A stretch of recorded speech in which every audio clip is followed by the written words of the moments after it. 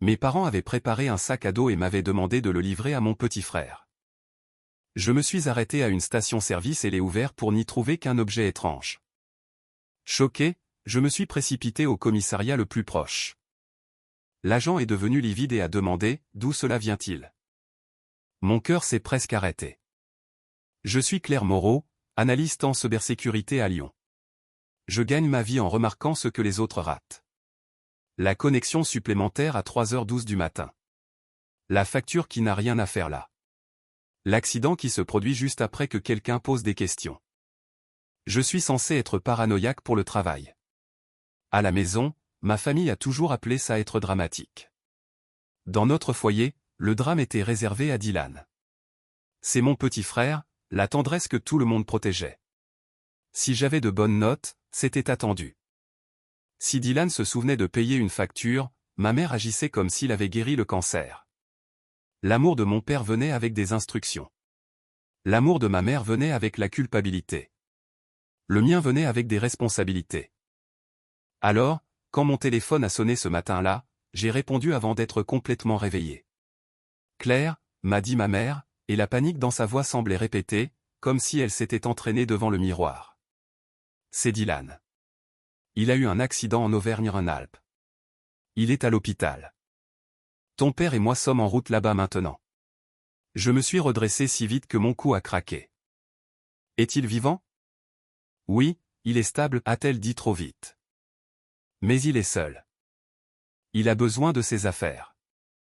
Nous lui avons préparé un sac à dos. Il est près de la porte. S'il te plaît, prends-le et apporte-le à l'hôpital. Envoie-moi l'hôpital par SMS, ai-je dit. Mais une infirmière au téléphone. Je ne peux pas, a-t-elle lancé. Puis elle s'est adoucie de la manière qu'elle avait toujours avant de me demander de porter quelque chose de lourd.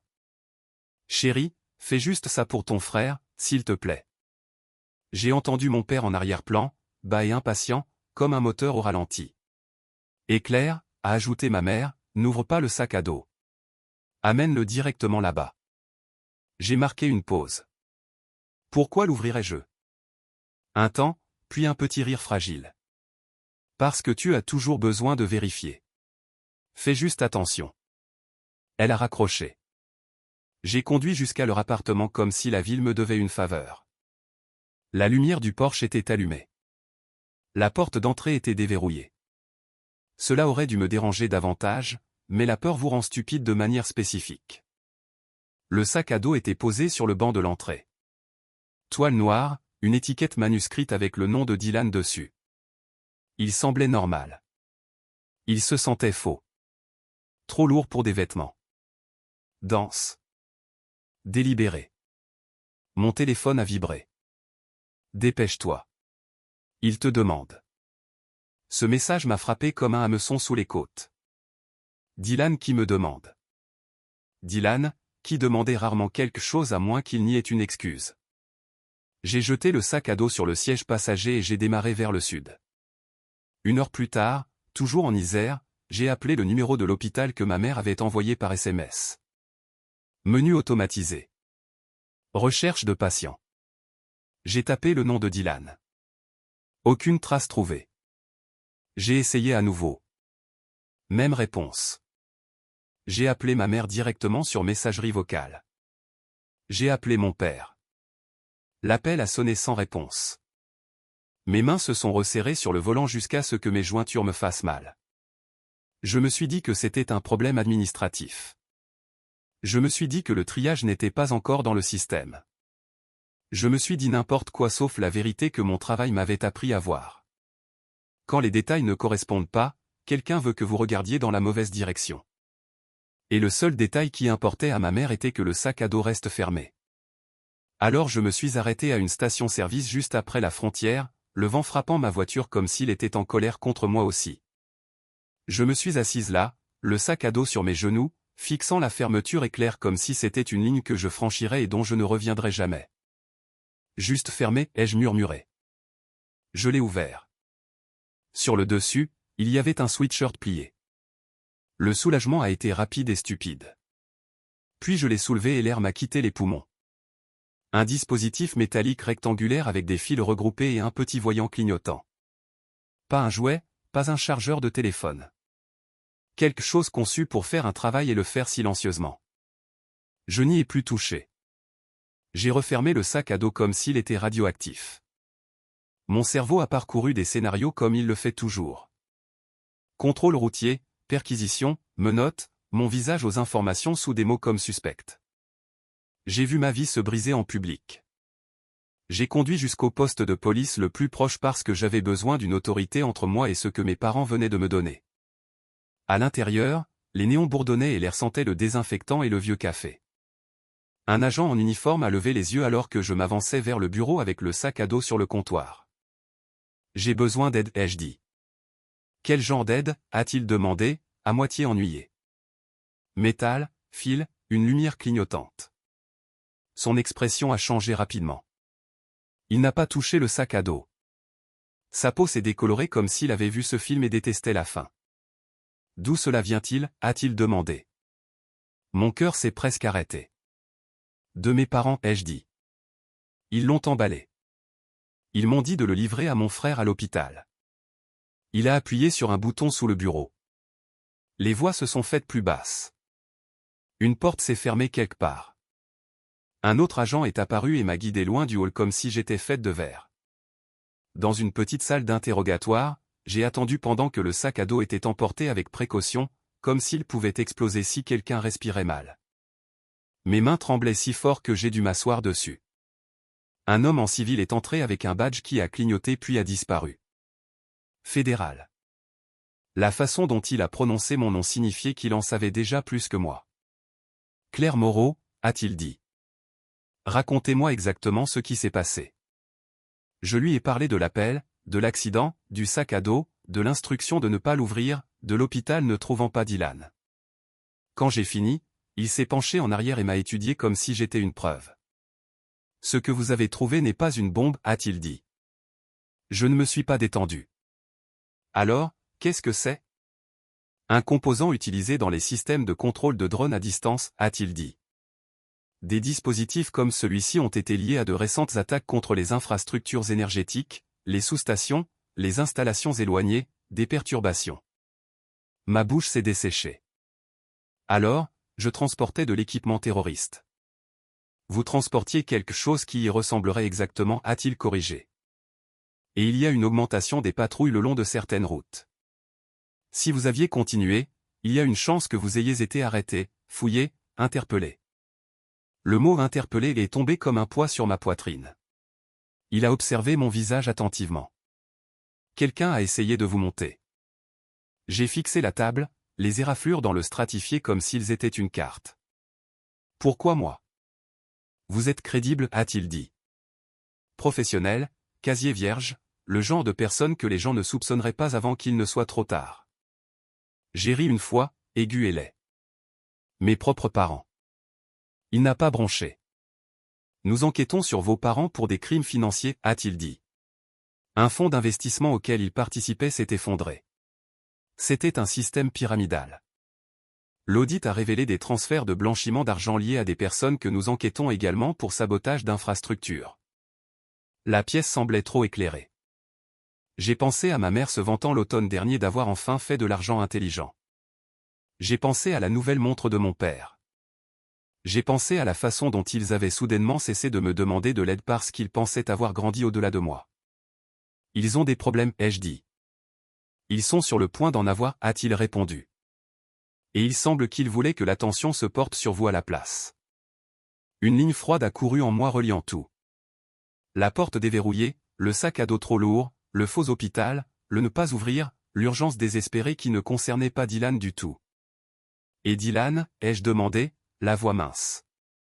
Nous l'avons contacté, a dit l'agent. J'ai levé brusquement la tête.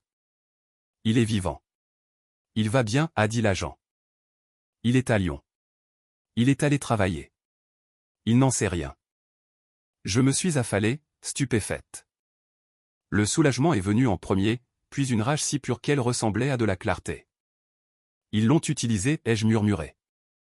Ils ont utilisé son nom pour m'attirer. Oui. Mon téléphone a vibré à nouveau. Un SMS de ma mère. Où es-tu? Est-ce que tu es arrivé? Non. Es-tu en sécurité? Non. Comment va Dylan? Seulement le statut du paquet. J'ai regardé l'agent. Vous voulez les attraper? Nous voulons les arrêter, a-t-il dit. Et nous voulons suivre la chaîne. J'ai avalé. Ma voix est sortie plus stable que je ne l'aurais cru. Dites-moi quoi faire. Cette nuit-là, dans une chambre d'hôtel que je ne me souvenais pas d'avoir réservée, je n'arrivais pas à dormir. L'adrénaline continuait de rejouer le moment de la station-service comme un clip qui buguait. Alors j'ai fait ce que je fais toujours quand j'ai peur. J'ai ouvert mon ordinateur portable et je suis parti à la chasse. Pas pour le réconfort, mais pour la preuve. Mes parents n'étaient pas prudents en ligne. Ils avaient toujours traité Internet comme une boîte aux lettres. Déposer des choses, partir, supposer que personne ne regarde. Mais les fonds à haut rendement laissent des traces. Tout comme les retraits de panique. Tout comme les genres de personnes qui promettent des rendements qui ressemblent à de la magie. À 2 heures du matin, j'avais retrouvé leurs emails à partir de vieux fils de discussion familiaux. L'opportunité, le PDF glacé, l'invitation de calendrier intitulée Appel investisseur. J'ai recoupé les domaines, les dossiers d'enregistrement, les processeurs de paiement. Les mêmes noms continuaient d'apparaître comme des empreintes digitales. Une société écran ici. Une LLC de conseil là. L'argent coulait en cercle jusqu'à ce qu'il ne ressemble plus à de l'argent. Quand l'agent est revenu le matin, j'ai glissé mon ordinateur portable sur la table. Je ne devine pas, lui ai-je dit. C'est là qu'ils l'ont mis. C'est avec qui ils ont traité. Il a fixé l'écran, puis moi. Vous avez fait ça cette nuit? J'ai haussé les épaules, la gorge serrée. Vous avez dit que quelqu'un essayait de me monter. Je vous montre juste les mains qui ont noué la corde. Il ne m'a pas félicité. Il ne m'a pas réconforté. Il a simplement hoché la tête une fois, comme s'il venait de décider que j'étais une alliée, pas un fardeau. Cet après-midi-là, ma mère a rappelé. J'ai répondu en haut-parleur avec un agent à l'écoute, ma bouche avait un goût de métal. Claire, a-t-elle lancé, sautant toute fausse préoccupation. Où es-tu? L'hôpital pose des questions. Quel hôpital? Ai-je demandé, laissant ma voix trembler. Je ne trouve même pas Dylan dans le système. Silence. Aigu. Dangereux. Puis la voix de mon père s'est immiscée, basse et méchante. Arrête d'être maligne. Je ne suis pas maligne, ai-je dit. J'ai peur. Ma mère est revenue, douce comme du poison. Chérie, ne fais pas ça maintenant. Apporte juste le sac à dos. Si tu aimes ton frère, arrête de tout ramener à toi. Voilà. Le vieux levier. Celui qu'ils utilisaient toujours. J'ai dégluti difficilement et j'ai joué le rôle. J'arrive, ai-je murmuré. Je suis juste. Je tremble. Bien, a dit mon père, satisfait. Alors fais ce qu'on te dit. L'appel s'est terminé et l'agent à côté de moi a expiré lentement. Ce qu'il a murmuré n'était pas la voix de parents inquiets pour leur fils. Non, ai-je dit. C'était la voix de gens inquiets pour leur alibi. Le jour 2 était fait de simulation. Les agents ont expliqué le plan. Mes parents devaient croire que leur appât fonctionnait toujours pour qu'ils montrent leur carte. J'allais appeler ma mère et dire que j'étais proche. Nous nous rencontrerions là où il me dirait, sur un parking d'hôpital en Auvergne-Rhône-Alpes. Il viendrait récupérer le sac à dos, probablement pour s'en occuper avant que je ne sois fouillé, puis essaierait de raconter une histoire qui ferait de moi la méchante. J'ai appelé ma mère avec un calme d'acteur que je ne me connaissais pas. Maman, ai-je dit, laissant mon souffle trembler. Je suis presque là. Son soulagement est venu trop vite. Bien. Tu as le sac à dos? Oui, ai-je dit. Il est dans la voiture. Ne parle à personne, a-t-elle lancé, puis elle s'est adoucie. Retrouve-nous, s'il te plaît. Tu es tout ce que nous avons. Tout ce que nous avons. Une autre phrase clé. Une autre chaîne. J'ai accepté. Et au moment où l'appel s'est terminé, mes mains étaient stables. Pas parce que je n'avais plus peur. Parce que j'avais enfin compris les règles. Jour 3. Le parking était éclairé par les lumières de l'hôpital et l'épuisement. Des gens passaient avec des cafés, se disputant doucement, vivant des vies normales. À quelques centimètres du bord de la mienne. J'ai garé là où les agents me l'avaient dit. Le sac à dos n'était plus avec moi, mais un leur était sur le siège passager. Poids identique, forme identique. Le point n'était plus là pareil. Le point, c'était mes parents. Leur voiture est entrée par l'entrée éloignée. Mon père conduisait. La tête de ma mère tournait constamment, scannant. Ils se sont garés à 2 places de moi et sont sortis rapidement. Ma mère a traversé la distance comme si elle courait vers un enfant mourant, mais ses yeux sont allés directement au siège passager. Tu l'as, a-t-elle murmuré. J'ai légèrement soulevé le sac à dos. Oui. Mon père s'est rapproché, la mâchoire serrée. Tu ne l'as pas ouvert. Ce n'était pas une question. C'était une exigence déguisée. J'ai forcé ma voix à trembler. Non, vous m'avez dit de ne pas le faire. Ma mère a expiré de soulagement avec une intensité qui m'a rendu malade. Bonne fille. Je l'ai fixé. Où est Dylan? Son visage a vacillé. Juste des tests internes. Pas de visiteurs. Mon père a tendu la main vers le sac à dos. Donne-le. Je n'ai pas lâché immédiatement. S'il est blessé, pourquoi posez-vous des questions à ce sujet en premier?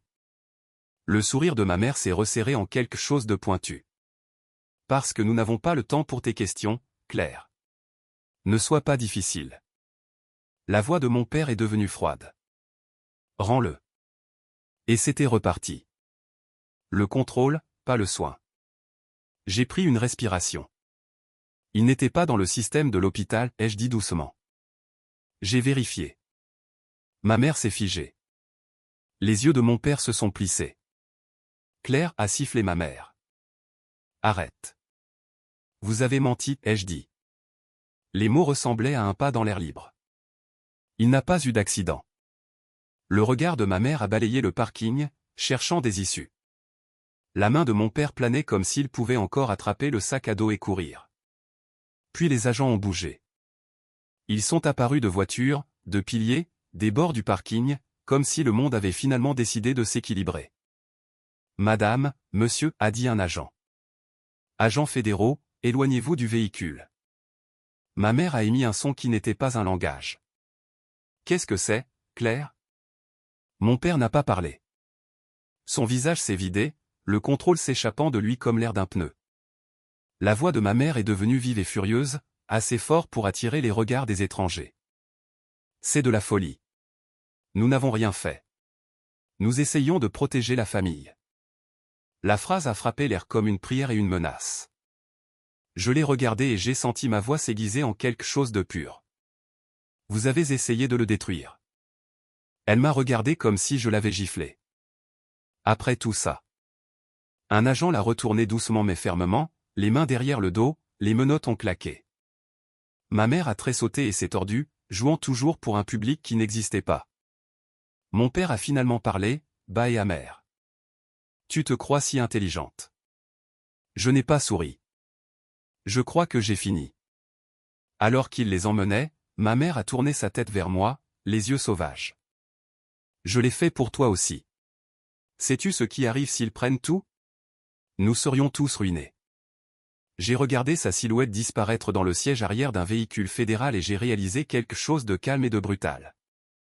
Elle croyait vraiment que ma vie était une dépense acceptable. Quand les voitures sont parties et que le parking est revenu à son bruit normal, je suis resté là, les bras le long du corps, les mains vides dans l'air froid. Plus tard dans la nuit, j'ai appelé Dylan. Il a répondu, irrité. Qu'est-ce qui se passe? Maman ne répond pas. J'ai fermé les yeux. Tu n'as pas eu d'accident, ai-je dit. Une pause. Non, a-t-il dit lentement. Je vais bien. Pourquoi? Parce qu'ils ont dit que tu en avais eu un, ai-je répondu. Ils ont utilisé ton nom. Sa voix s'est aiguisée. Utilisé pourquoi? J'ai fixé la fenêtre sombre, mon reflet semblant plus vieux que ce matin. Pour essayer de me faire porter quelque chose qui allait me faire arrêter. Il est devenu silencieux. Puis plus doux. Ils ne feraient pas ça. Ils l'ont fait, ai-je dit. Et si je n'avais pas ouvert le sac à dos, ils auraient réussi. Il a expiré, tremblant. Que as-tu fait? Je ne les ai pas laissés me brûler pour se sauver eux-mêmes, ai-je dit. C'est tout. Dans les jours qui ont suivi, l'affaire est devenue plus grande que ma famille. Ça l'a toujours été. Cet appareil n'était qu'un fil. Tiré en un et tout le tissu moche se désagrège. Les gens m'ont demandé si je me sentais coupable. Voici la vérité. La culpabilité est ce que mes parents m'ont appris comme un réflexe. Mais ce réflexe est mort quelque part entre le voyant clignotant à la station-service et ma mère criant « Protéger la famille » pendant que les agents fédéraux lui passaient les menottes. Protéger une famille ne signifie pas choisir un enfant à sacrifier. Cela ne signifie pas mentir jusqu'à ce que le mensonge ait des dents. Cela ne signifie pas emballer un sac à dos rempli de désastres et demander à votre fille de le livrer avec un sourire. S'il y a une morale, c'est celle-ci. Au moment où vous réalisez que vous avez été choisi comme bouc émissaire, arrêtez d'essayer d'être celui qui est sage. Soyez celui qui vit.